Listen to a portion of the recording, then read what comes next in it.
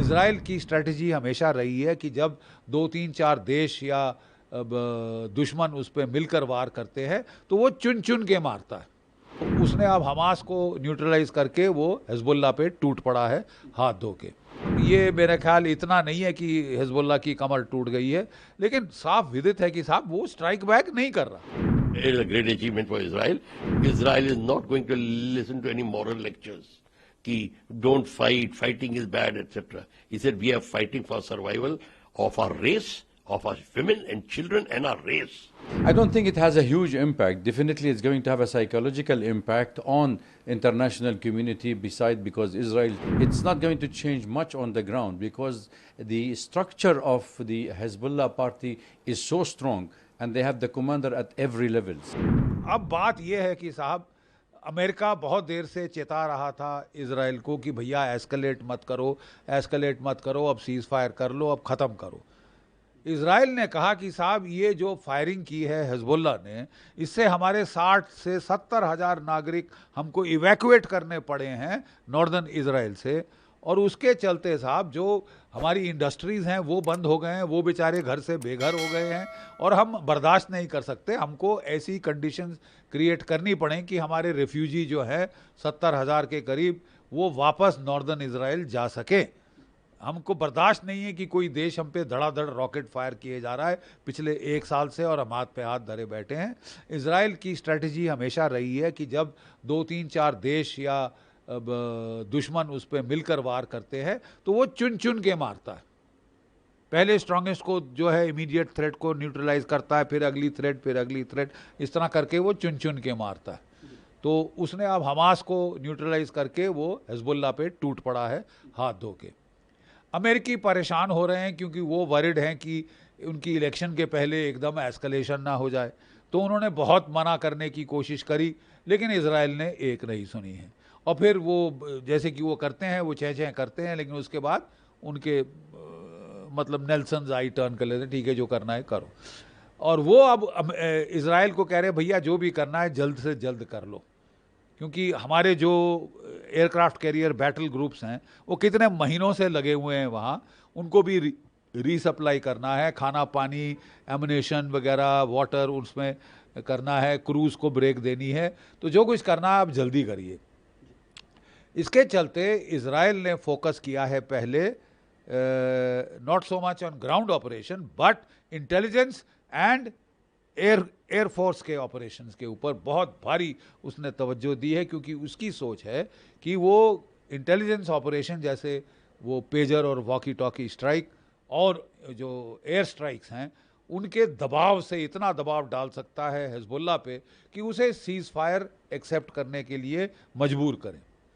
Joe Biden भी UN general assembly में कह रहे थे कि सारे देशों को दबाव डालना चाहिए कि 20 दिन 21 दिन का सीज फायर हो, लेकिन इजराइल ने साफ मना कर दिया है कि साहब जब तक हमारे लोग सुरक्षित नहीं हैं हम कोई सीज फायर एक्सेप्ट नहीं करेंगे, और हम जो है ताबड़तोड़ हमले करते जाएंगे जब तक या तो हिजबुल्लाह सीज फायर एक्सेप्ट करे और अपने फोर्सेस को विड्रॉ करे। याद रहे कि 1982 की लड़ाई में इजराइल ने हमला किया था ग्राउंड अटैक और लितानी नदी के पीछे धकेल दिया था हिजबुल्लाह को। उसके बाद वो फिर आगे आ गए थे जब वो ख़त्म हुआ ऑपरेशन, और फिर 2006 में दोबारा हमला किया था इजराइल ने बड़ा ज़ोरदार, और उसके बाद ये तीसरी बार है जबकि वो ताबड़तोड़ हमले कर रहा है, प्रीएम्प्टिव स्ट्राइक्स कर रहा है, काफ़ी नुकसान पहुंचा दिया है उसने हिजबुल्लाह को। कई मिलिट्री एनालिस्ट की सोच है, एलिस्टेयर क्रुक वगैरह की, कि साहब ये मेरा ख्याल इतना नहीं है कि हिजबुल्लाह की कमर टूट गई है, लेकिन साफ विदित है कि साहब वो स्ट्राइक बैक नहीं कर रहा। Well, Nasrullah's death, as far as I'm concerned, it is going to give a considerable shock to Hezbollah, their fighters, and their supporter in Lebanon. It will give, because they were not thinking that he could be eliminated so easily. Well, he has been eliminated. By which method? How did they find his locations and his coordinates? And which method? What sort of missile attacked and all that we'll find out. That's a different thing. But the question is, this is happening. And this is happening at a very fast pace. Whether it is through telephones, whether it is through, what do you call those, pagers, television, anything. Where the electronic media is coming into play, where there is a play of electronics, cyber mix, everything, computer mix, the waves which are created now become their own enemy. The enemy missiles and explosives can ride on those waves and come to you. So this is what it is. So this aspect is becoming very serious. It is a very big setback for Hezbollah. It is a great achievement for Israel. And let me tell you one thing, Israel is not going to listen to any moral lectures. Ki, don't fight, fighting is bad, etc. He said, we are fighting for survival of our race, of our women and children and our race. He says, no amount of teaching will deter us from our objective, and that is to destroy, eliminate this radical Islam which is working against Israel. I don't think it has a huge impact. Definitely it's going to have a psychological impact on international community because Israel trying to have some sort of glorifying its attack on Gaza because they have been humiliated for the last 1 year because of the attack by Hamas on the 7th of October. Until date, after all this 1 year, almost 1 year, they are unable to achieve their objective and they are unable to eliminate Hamas. So there is a huge humiliation for the Israeli cabinet and the government.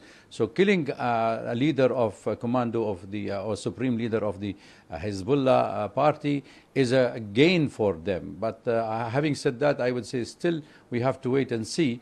It's not going to change much on the ground because the structure of the Hezbollah party is so strong and they have the commander at every level. So there is no question that they will have an impact. In fact, when Israel was trying to destroy the communication system, with like they blew up, detonate bombs in the pagers, the talkie-walkie and laptops, it didn't change much on the ground. So the ground reality is different from what the psychological war is on. So you're saying that this will not a lot. So who will succeed Nasrallah and what? How will they retaliate? See, the question here we have to understand that the war on Lebanon is not the war on Hezbollah. The pretext that it is Hezbollah who is defending, who is causing the trouble for Israel is just a pretext to invade Lebanon. Israel aiming and occupying more territories of Lebanon, gaining access to the water of Lebanon because that is the whole doctrine of Israel, land and water. So they will not stop. So Hezbollah is only a pretext. If you will know that 1982 when Hezbollah was born, it was born out of the Israeli invasion of Beirut, where they invaded Beirut and then Hezbollah came to power, came to the light. So therefore, as long as there is occupation and annexation of land, there is a resistance. So the fight currently is not, but Hezbollah has taken the lead. It was only with Hezbollah that they could deter Israel from invading Lebanon again. And that is what we keep on saying to the rest of the world. Nobody wants a war, but nobody wants occupation. So if you end occupation, the war is over. And Hezbollah said to Israel very clearly from the 7th of October, if you don't stop the attack and all your hostility against the Palestinian in Gaza Strip and West Bank, we will not stop attacking you. So I think that was the message from Hezbollah, but the war has been going on for years with Lebanon. In fact, we know that Lebanon is still part of Sheba Farms, which is a Lebanese territories, are still under occupation. So we know that Israel is occupying territories and the war will continue.